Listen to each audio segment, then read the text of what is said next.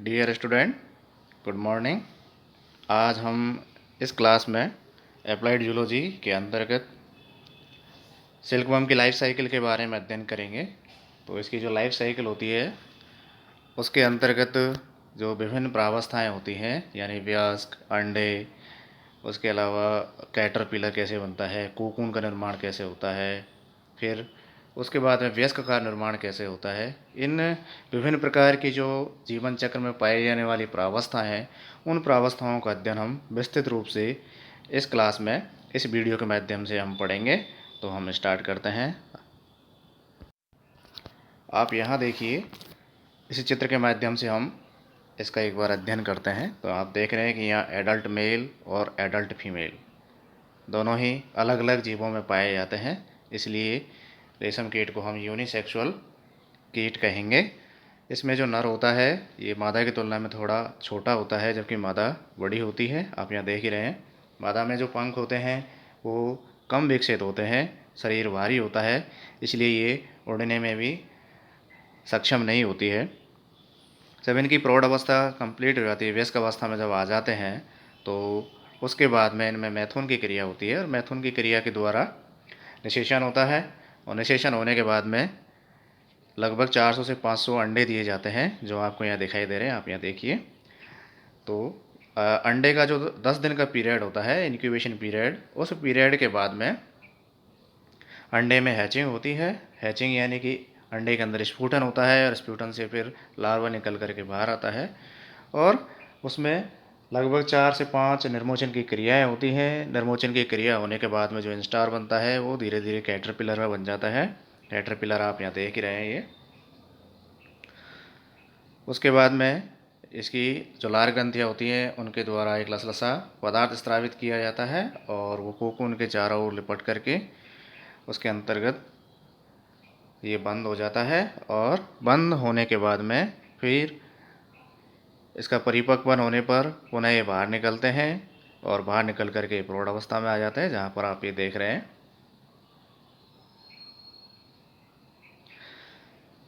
इसको हम flow chart के माध्यम से भी पढ़ लेते हैं, तो यहाँ आपको इसके माध्यम से पढ़ने में आपको थोड़ा सा सुविधा हो जाएगी। आप यहाँ देख लीजिए, तो वयस्क यानी नर और मादा जब दोनों वयस्क हो जाते हैं, मैथुन की क्रिया होती है, उसके बाद में लगभग 400 से 500 अंडे दिए जाते हैं और अंडे देने के बाद में लगभग 10 दिन बाद में अंडे के स्फुटन से लार्वा बाहर आते हैं और लार्वा से फिर इंस्टार बनते हैं। अब मैं ये दोनों चीज़ें आपको क्लियर कर देता हूँ कि लार्वा क्या होता है और इंस्टार क्या होता है।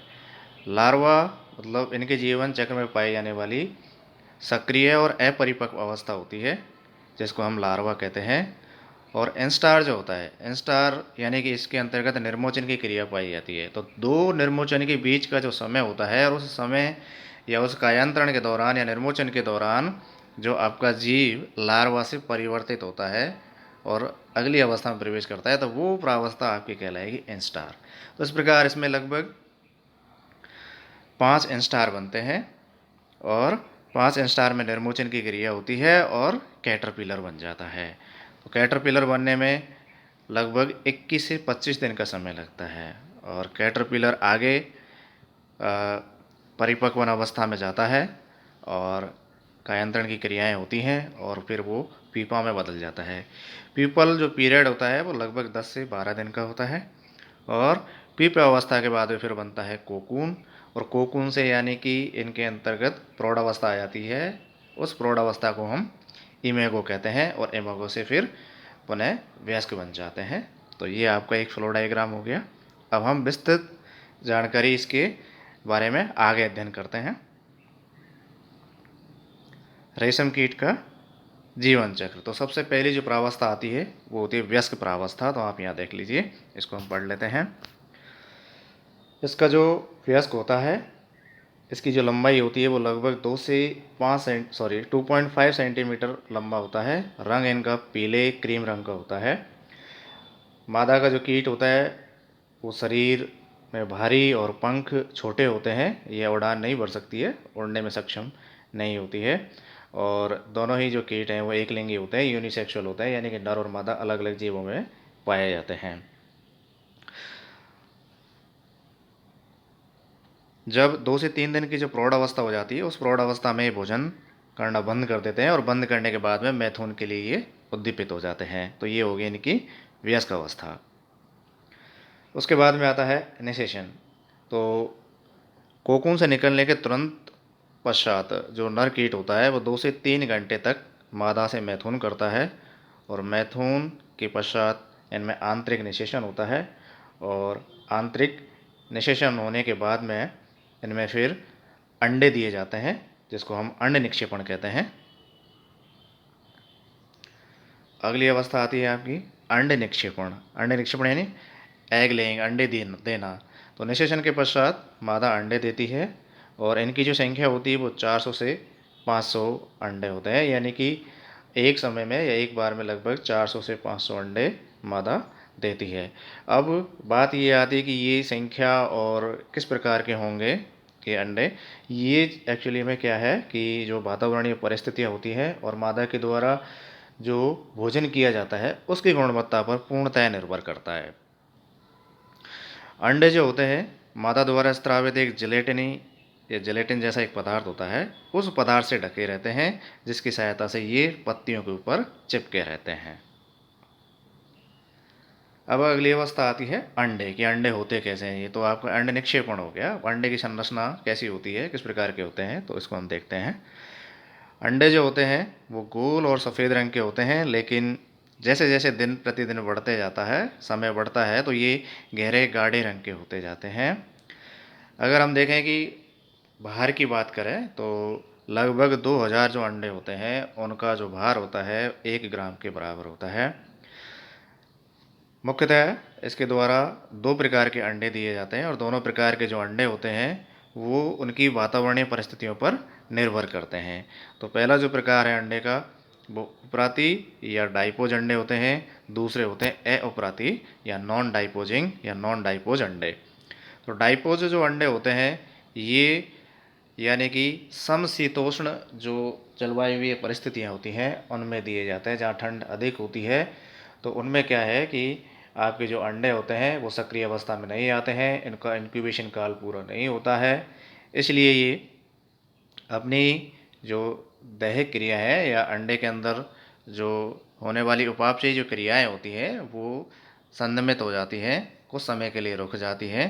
तो रुक करके जो एक निष्क्रिय अवस्था प्राप्त होती है वो निष्क्रिय प्रावस्था ही आपकी कहलाएगी उपराती या डाइपोज अवस्था। और ये डाइपोज अवस्था केवल शीतकालीन या कोल्ड जहाँ ज़्यादा होती है वहीं पर पाई जाती है। दूसरे प्रकार के जो अंडे होते हैं वो नॉन डाइपोज अंडे होते हैं।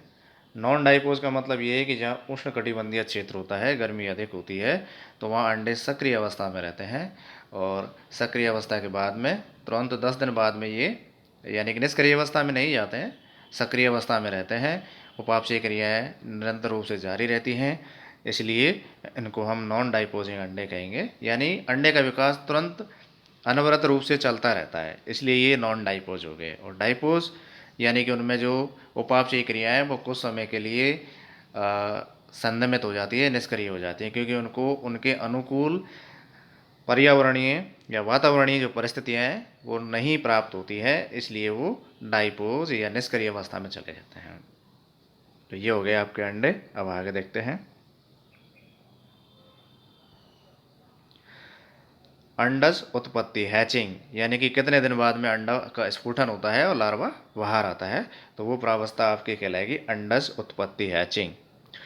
अंडों का जो ऊष्मायन काल होता है, इंक्यूबेशन काल होता है, वो 10 दिन का होता है, और 10 दिन के बाद में ये अंडे का स्फुटन हो जाता है और लार्वा निकल करके बाहर आ जाता है, और वो आपका लार्वा कैटरपिलर कहलाता है। ये सबसे महत्वपूर्ण अवस्था है।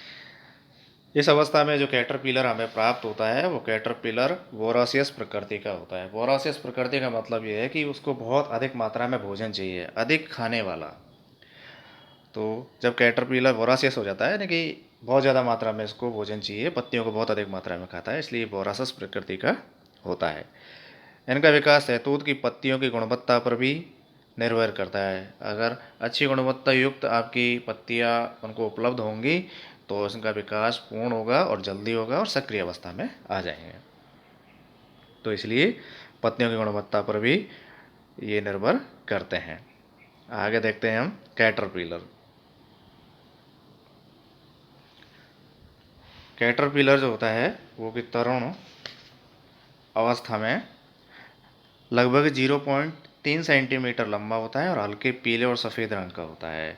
और इस अवस्था में यानी कैटरपिलर अवस्था में जो उनके मुखांग होते हैं, माउथ पार्ट होते हैं, वो मैंडिबुलेट, मैंडिबुलेट का मतलब होता है काटने और चबाने वाला। तो माउथ पार्ट मैंडिबुलेट होते हैं और उन मैंडिबुलेट पार्ट्स की सहायता से ये पत्तियों को खा सकते हैं, कुतर सकते हैं।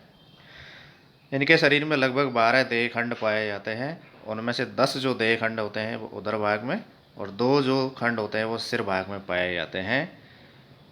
और 5 जोड़ी सूडोपोड्स यानी कूट पाद पाए जाते हैं।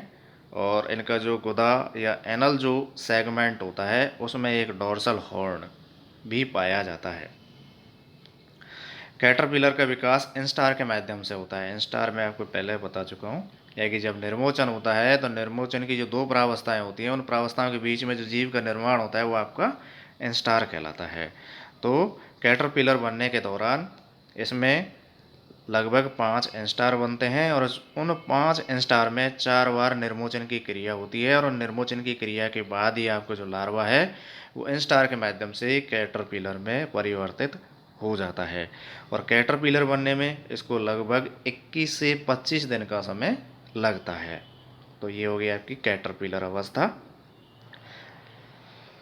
जब कैटरपिलर का विकास पूर्ण हो जाता है तो इसकी जो लंबाई होती है, वहाँ आपने देखा था कि जब तरुण अवस्था में रहता है तो 0.3 सेंटीमीटर होता है, लेकिन जैसे ही पूर्ण अवस्था इसकी आ जाती है यानी कैटरपिलर का पूर्ण विकास हो जाता है तो लंबाई बढ़ जाती है और इसकी लंबाई लगभग 7.5 सेंटीमीटर हो जाती है। और अब इस अवस्था में जब ये यानी कैटरपिलर पूर्ण अवस्था में विकसित हो गया तो इसमें एक जोड़ी लार ग्रंथियों का विकास हो जाता है। और अब इस अवस्था में ये क्या करता है कि अपना भोजन करना बंद कर देता है और प्यूपा में बदलने की तैयारी करता है, यानी कि प्यूपा स्टेज में बदल जाता है। प्यूपा यह पत्तियों के किनारों पर लार या रेशम जो ग्रंथियां होती हैं उनके द्वारा जो चिपचिपा पदार्थ स्त्रावित किया जाता है उनकी सहायता से चिपक जाता है। और ये जो चिपचिपा जो पदार्थ होता है वो तंतु ग्रंथि स्पिनरेट जिसको हम कहते हैं, जिसका छिद्र हाइपोफेरिंग्स पर स्थित होता है, उसके द्वारा बाहर निकलता है। ये जो लार ग्रंथियाँ होती हैं इनके द्वारा जो द्रव स्त्रावित होता है वो द्रव आपका हाइपोफेरिंग्स पर एक छोटा सा छिद्र यानी पोर होता है, उस पोर की सहायता से बाहर निकलता है। और यह द्रव एक पतले रेशम के धागे का रूप लेता है। जैसे ये हवा में स्त्रावित होता है तो जैसे इसको हवा मिलती है तो ये लार सूख जाता है और एक धागे के रूप में रूपांतरित हो जाता है।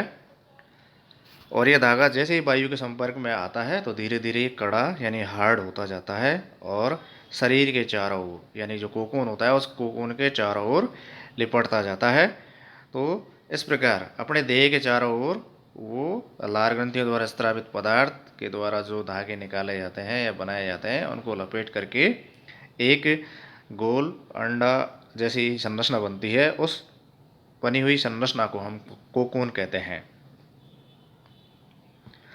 अब आता है कोकून, अगली प्रावस्था कोकून होगी। तो कोकून का जो निर्माण होता है वो प्यूपा के चारों ओर रेशम के धागे के लपेटने से होता है। ये धागे बाहर की ओर अव्यवस्थित होते हैं लेकिन इनकी जो अंदरूनी सतह होती है, आंतरिक जो सतह होती है, उस पर पूर्णतः व्यवस्थित होता है, एक सिस्टमैटिक वे में लिपट जाते हैं। लेकिन बाहर की अगर और आप इनको देखोगे तो वह ये ऊट पटांग या अव्यवस्थित रूप से व्यवस्थित होते हैं। रेशम के धागे की जो लंबाई होती है वो 1000 से 1200 मीटर तक हो सकती है। अगर एक स्वस्थ लार्वा या कैटरपिलर के द्वारा रेशम का धागा उत्पन्न किया जाए और उसको पूर्णतः उच्च गुणवत्ता वाला भोजन मिल जाए तो उसके द्वारा लगभग 1000 से 1200 मीटर तक लंबा रेशम का धागा बनाया जा सकता है। और इस एक रेशम के धागे को बनाने के लिए लगभग 3 दिन का पूर्ण समय लगता है इनको, यानी कि एक धागा लगभग 3 दिन में बनता है। धागा कोकून के चारों ओर अभिकेंद्रीय रूप से लिपट जाता है, सेंट्रीपिटल फॉर्म में ये इसके चारों ओर लिपटता रहता है। लगभग 1 पाउंड रेशम प्राप्त करने के लिए हमें 2500 कोकून की आवश्यकता होती है। ये बात इम्पोर्टेंट है, आप याद रखिए कि हमें अगर 1 पौंड रेशम प्राप्त करना है तो हमें कितने कोकून की आवश्यकता होगी, तो आप बता दीजिएगा। 2500 कोकून की हमें आवश्यकता होती है। और ये जो अवस्था होती है वो लगभग 10 से 12 दिन की होती है, यानी पीपल पीरियड से कोकून जो बनता है ना। और कोकून का जो टाइम ड्यूरेशन होता है वो 10 से 12 दिन का होता है। अब इसके बाद आता है प्रौढ़ का, यानी प्रौढ़ एडल्ट जो कीट होता है उसका निर्गमन, यानी कि जो कोकून होता है उस कोकून से कैसे बाहर निकलता है। उसको बाहर निकलने के लिए क्या किन अवस्थाओं से गुजरना पड़ता है, किस प्रकार का द्रव स्रावित करता है और कहाँ से निकलता है, उसको हम पढ़ेंगे। तो आइए देखते हैं। प्यूपा का जो कायांतरण, यानी प्यूपा जो होता है उसका कायांतरण द्वारा प्रौढ़ में बदल जाता है। और प्रौढ़ में बदलने की जो अवस्था होती है उसको हम इमेगो कहते हैं, यानी प्रौढ़ अवस्था इसकी इमेगो कहलाती है। इस दौरान इसमें जो कूटपाद बनते हैं, मैंने आपको पहले बताया था कि 5 जोड़ी कूटपाद बनते हैं। वो 5 जोड़ी कूटपाद जो होते हैं वो जैसे इसकी प्रौढ़ अवस्था बनती है, इमेगो बनता है, उस ड्यूरेशन के दौरान वो समाप्त हो जाते हैं और 2 जोड़ी पंख विकसित हो जाते हैं। कोकून के भीतर प्यूपा द्वारा एक क्षारीय द्रव स्रावित किया जाता है। जो कोकून होता है, कोकून के अंदर आपको पता है कैटरपिलर होता है, उस कैटरपिलर की जो ग्रंथियाँ होती हैं उनके द्वारा एक द्रव स्रावित होता है, वो क्षारीय प्रकृति का होता है, जिससे इसका एक जो सिरा है वो नम हो जाता है। और नम होने के कारण उस छिद्र पर उस स्थान पर एक छोटा सा छिद्र बन जाता है और उस छिद्र के द्वारा एक कमज़ोर वयस्क रेशम कीट कोकून से बाहर निकल आता है। इस प्रकार जो प्रौढ़ होता है वो कोकून से निकल करके बाहर आ जाता है। और एक बात और मैं आपको बता दूं कि जब ये कोकून रहता है और इमेगो अवस्था जब बनती है तो उस ड्यूरेशन के अंदर जब जो कोकून होगा या कैटरपिलर होगा वो आपका क्राइसेलिस कहलाएगा। क्राइसेलिस यानी कि कोकून के अंदर बंद जो कैटरपिलर होता है वो आपका क्राइसेलिस है। क्राइसेलिस के अगले वाली जो प्रावस्था है यानी कि प्रौढ़ अवस्था है वो आपकी कहलाएगी एमेगो अवस्था। तो एमेगो अवस्था की कोकून से एक छोटा सा छिद्र होता है, उससे निकल करके बाहर आ जाता है।